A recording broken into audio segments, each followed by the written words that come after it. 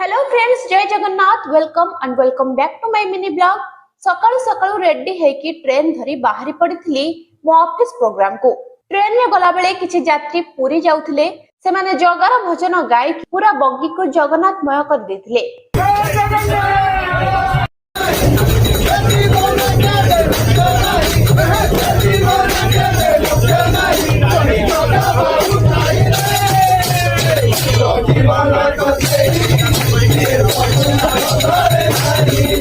जगर भजन सह सकाळ स्टार्ट हेछि बोली फेस रे एते बड़ स्माइल धरी मु पहुंची जाइथिली जयदेव भवन रे।